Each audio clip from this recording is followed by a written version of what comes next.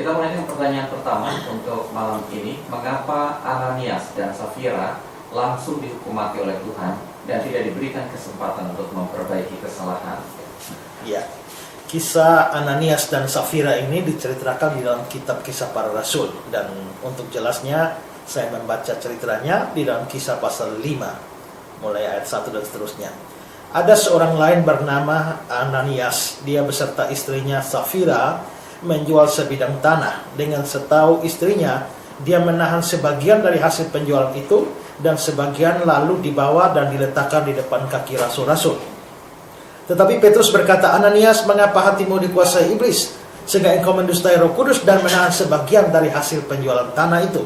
Selama tanah itu tidak dijual, bukankah itu tetap kepunyaanmu? Dan setelah dijual, bukankah hasilnya itu tetap dalam kuasamu? Mengapa engkau merencanakan perbuatan itu dalam hatimu? Engkau bukan mendustai manusia, tetapi mendustai Allah." Ketika mendengar perkataan itu, rebahlah Ananias dan putuslah nyawanya. Maka sangatlah ketakutan semua orang mendengar hal itu. Lalu datang beberapa orang muda, mereka mengapani mayat itu, mengusungnya keluar dan pergi menguburnya.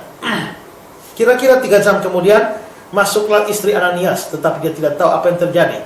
Kata Petrus kepadanya, "Katakanlah kepadaku, dengan harga sekian tanah itu kamu jual?" Jawab perempuan, betul sekian." Kata Petrus, "Mengapa kamu berdua bersepakat untuk mencobai roh Tuhan?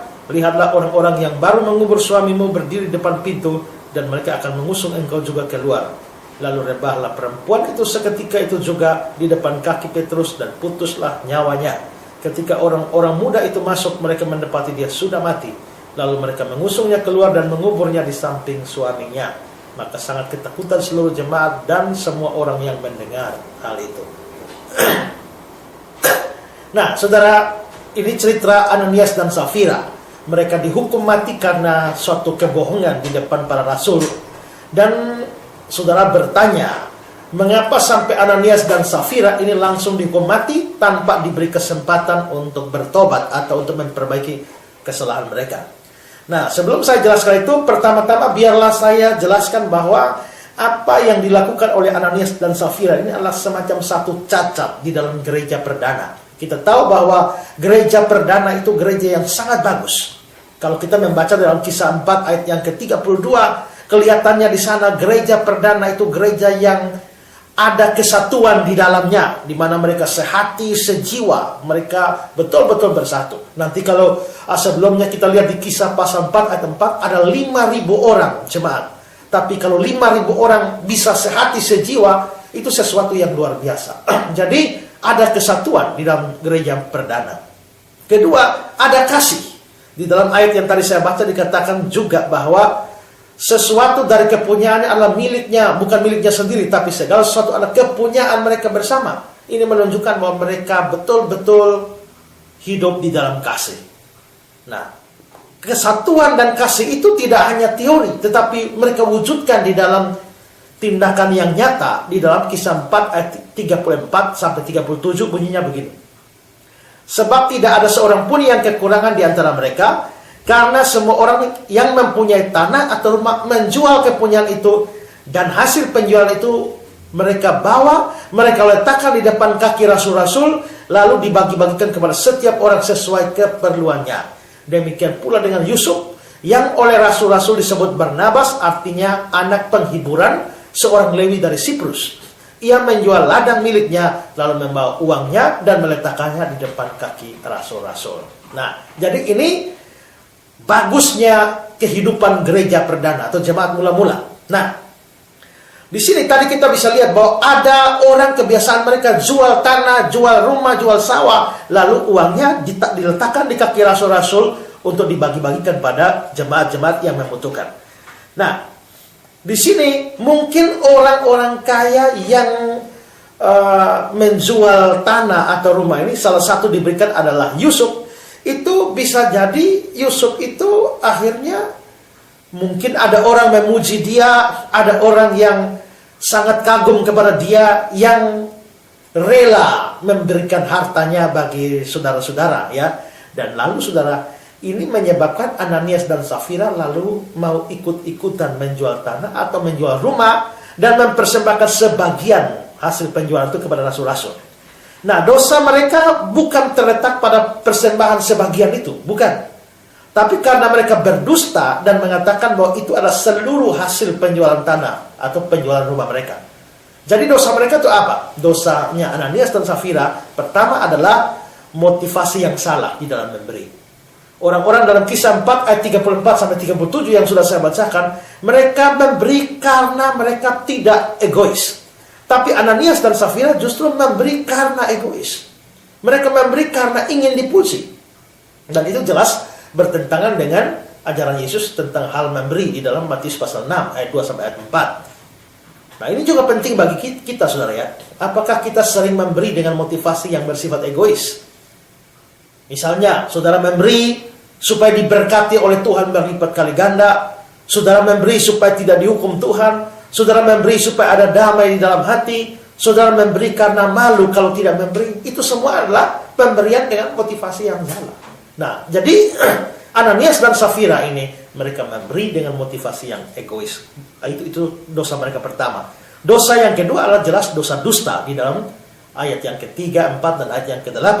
Lalu dosa yang ketiga adalah bahwa dosa ini disepakati atau direncanakan bersama-sama antara Ananias dan Safira. Karena itu Tuhan lalu menghukum mati keduanya. Nah, sekarang kembali ke pertanyaan saudara. Mengapa Tuhan langsung hukum mati? Mengapa Tuhan tidak berikan kesempatan untuk bertobat atau untuk memperbaiki? Nah, di sini saya memberikan jawabannya. Pertama, kita harus ingat bahwa Allah itu adalah Allah yang berdaulat. Dan karena itu maka Allah itu berhak untuk menghukum pada saat mana saja dengan cara apa saja yang dia kehendaki. Dia bisa menunda satu hukuman, tapi dia juga bisa memberikan satu hukuman secara langsung. Dia berhak untuk berbelas kasihan, dia berhak untuk menunda penghukuman sehingga orang itu bertobat. Ya, tetapi dia juga berhak untuk langsung menghukum. Di dalam Roma pasal 9 ayat 15 kita temui di sana kata-kata, sebab dia berfirman kepada Musa, aku akan menaruh belas kasihan kepada siapa aku menaruh belas kasihan, dan aku bermurah hati kepada siapa aku bermurah hati. Jadi itu memang haknya Tuhan. Nah, kalau kita diberikan kesempatan untuk bertobat, kita diberi kesempatan memperbaiki, ya memang Tuhan berbelas kasihan pada kita. Itu hak dia. Tapi itu bukan satu kewajiban bahwa dia harus melakukan itu pada semua orang. Ada orang-orang yang ketika berbuat dosa, Tuhan langsung menghukum mati, seperti Ananias dan Safira ini. Itu pertama. Kedua, Kitab Suci tidak menceritakan kehidupan Ananias dan Safira sebelum peristiwa ini. Mungkin juga Ananias dan Safira ini sudah lama hidup dalam dosa dan Allah sudah lama bersabar pada mereka. Jadi sudah ada kesempatan yang diberikan pada mereka untuk berubah. Tetapi mereka tetap tidak bertobat dan karena itu maka di sini dalam kasus ini Allah lalu menghukum mati mereka.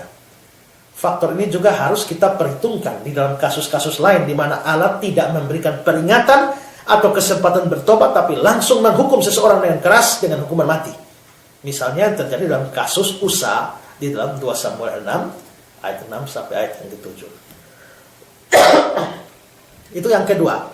Lalu yang ketiga, saat itu ingat, itu gereja perdana. Saya tadi katakan, saya sudah jelaskan tentang indahnya gereja perdana atau jemaat mula-mula ini.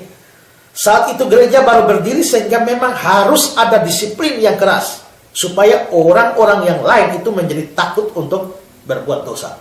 Ya. Ini terlihat dari bacaan tadi itu ya, ayat yang ke-5 dan ayat yang ke-11.